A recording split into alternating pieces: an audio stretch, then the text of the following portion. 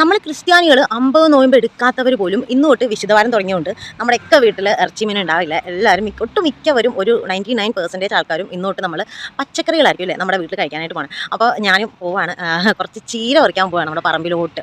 ഇന്ന് തൊട്ട് നമുക്ക് പച്ചക്കറിയാണല്ലോ. ഞാൻ നോമ്പ് എടുത്തിട്ടില്ലായിരുന്നു കേട്ടോ. ഞാൻ പണ്ട് 50 നോമ്പ് എപ്പോഴും എടുക്കുമായിരുന്നു.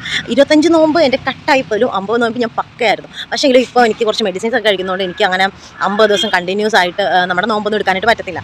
അപ്പോൾ അതുകൊണ്ട് ഞാൻ നോമ്പ് എടുത്തിട്ടില്ല. അപ്പോൾ ഇന്ന് തൊട്ട് ഒരാഴ്ച നമ്മൾ നോമ്പ് എടുക്കണം. അപ്പോൾ അതുകൊണ്ടിട്ട് നമുക്ക് ഇന്ന് തൊട്ട് നമ്മുടെ പച്ചക്കറി കറികളാണ് നമ്മുടെ വീട്ടിൽ നിന്ന് ഒട്ടുള്ളത്. അപ്പോൾ നമുക്ക് കുറച്ച് ചീര പറിക്കാം കേട്ടോ. ഞാൻ ചീര പറിക്കാനായിട്ട് പോകണം.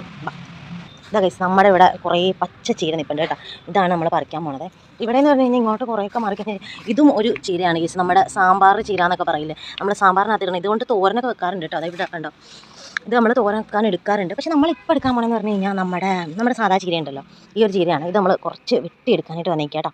ഗൈസ്, ഞാൻ നമ്മുടെ പറമ്പിൽ നിന്ന് തന്നെ ചീരയൊക്കെ ഒരുക്കി പറിച്ചെടുത്തു കേട്ടോ. അല്ല, ഒരുക്കി ചെത്തിയെടുത്തു. കാരണം എന്താ വെച്ച് കഴിഞ്ഞാൽ ഇനിയിപ്പോൾ അമ്മയ്ക്ക് വെറുതെ ചീത്തയിലേക്ക് നോക്കി കിളിപ്പെറുക്കി എടുക്കേണ്ട കാര്യമില്ല. അതുകൊണ്ട് ഞാൻ ഇപ്പോൾ ഇന്നത്തെ നമ്മുടെ കറി എന്ന് പറഞ്ഞാൽ ഒന്നും ചീരത്തോരനാണ് കേട്ടോ.